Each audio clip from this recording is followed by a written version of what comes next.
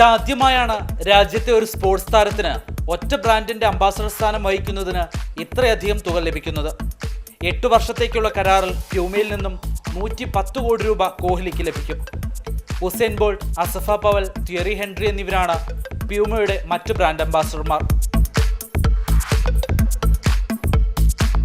German കമ്പനിയായ പ്യൂമയുടെ brand പ്രചരിപ്പിക്കുന്നതിനും പരസ്യ പരിപാടികളിലുമെല്ലാം വിരാട് കോഹ്ലി പങ്കെടുക്കും. പ്രതിവർഷം 12 കോടി രൂപ മുതൽ 14 കോടി രൂപ വരെ കോഹ്ലിക്ക് ഇതിനായി ലഭിക്കും. ആഗോളതലത്തിൽ പ്രമുഖർ ബ്രാൻഡ് അംബാസഡർമാരായിരുന്നിട്ടുള്ള പ്യൂമയുടെ ഭാഗമാകാൻ കഴിഞ്ഞതിൽ അഭിമാനമുണ്ടെന്ന് കോഹ്ലി പ്രതികരിച്ചു. നിലവിൽ രാജ്യത്ത് ഏറ്റവും കൂടുതൽ കമ്പനികളുടെ ബ്രാൻഡ് അംബാസഡർമാരിൽ ഒരാളാണ് കോഹ്ലി. 20 കമ്പനികളുമായി കോഹ്ലി സഹകരിക്കുന്നുണ്ട്. സ്വിസ് വാച്ച് നിർമ്മാതാക്കളായ ടിസോ, MRF, കോൾഗേറ്റ് എന്നിവ ഇതിൽ ഉൾപ്പെടും. കോഹ്ലിക്ക് പരസ്യങ്ങളിൽ നിന്ന് ലഭിക്കുന്ന വരുമാനം 616 കോടി രൂപയാണ്. പരസ്യങ്ങളിൽ നിന്നുള്ള വരുമാനത്തിൽ മുന്നിൽ നിൽക്കുന്ന ഇന്ത്യൻ കായിക താരവും വിരാട് കോഹ്ലി തന്നെ. ബോളിവുഡ് താരമായ ഷാരൂഖ് ഖാൻ മാത്രമാണ് കോഹ്ലിക്ക് മുന്നിലുള്ളത്. 877 കോടി രൂപയാണ് ഷാരൂഖിന്റെ വരുമാനം. News desk, Mathrubhumi news.